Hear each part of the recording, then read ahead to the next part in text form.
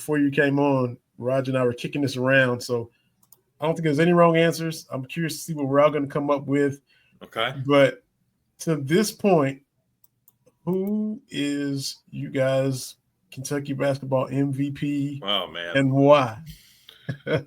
Whew. That's a good problem, right? When, yeah.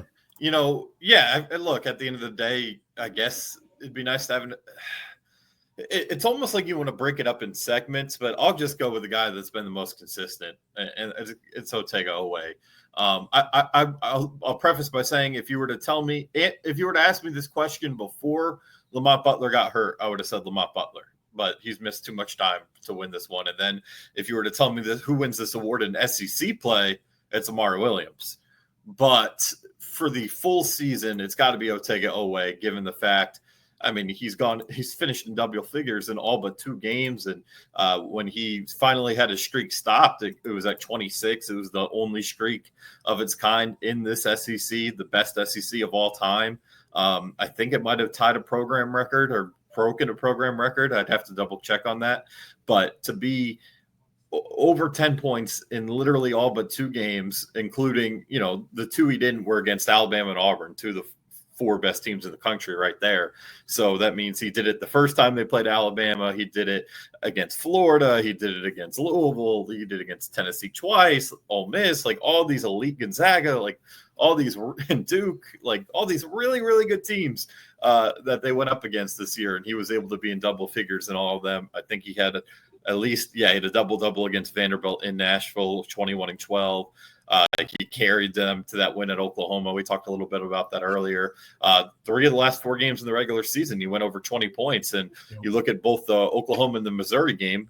Oklahoma, he scored 23 of his points in the second half. And then Missouri scored 20 of them in the second half. So he's been clutch down the stretch. He's been able to be your guy to go get a bucket in the paint when you need it. He's been very steady at the free throw line in the back half of the year. And I just think when you're talking overall consistency, you got to go with Otega Oweh. But I do think, again, if you were to make it a SEC award, I got to go with Amari Williams just with how much he's improved on both sides. But I'll say Otega Oweh for the season. What about you, Roger? I couldn't articulate that any better. I thought that was great.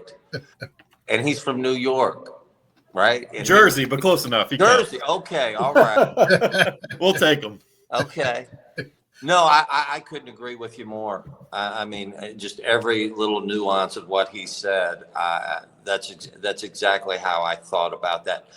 The fact that you have to think about it, is kind of a problem for an opposing coach, because I think we got a lot of guys that can have big nights, right? I mean, have impact on the game. So, but I'd have to go with Oweh as well.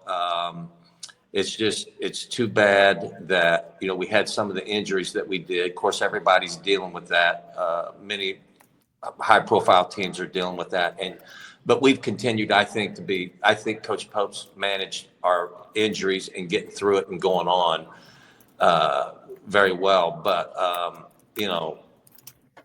so I'd have to agree with Aaron on that as well. I think maybe just to be contrarian, just to make it different, because there's no wrong answer, and depends on what everybody's definition of MVP is the best player on the best team. Is it, take this guy off and look what happens. So I'll just play you see what happened to us when Butler was out card. Yeah, that's fair. And so I will pick him for that reason. I mean, look, forget what you guys said. I mean, and I don't think any of us saw him doing all this coming in from Oklahoma and to just take in that role of being the most consistent guy. But if Butler doesn't get beat to death against A&M and is able to continue to play, the rotation isn't off, the roles aren't all in limbo for that extended period of time, and then you have to keep finding yourself roster-wise because guys are out of position and they got to adjust, and the minutes are changed because guys are out of position and the coaching staff is trying to figure out how to all that. So if Butler is able to stay, I'll go with him just to play contrarian to you guys. And just imagine if he had been the head of the snake all year long. So. Well, let me say this. I think he has to be our MVP going forward to make a deep run. No question.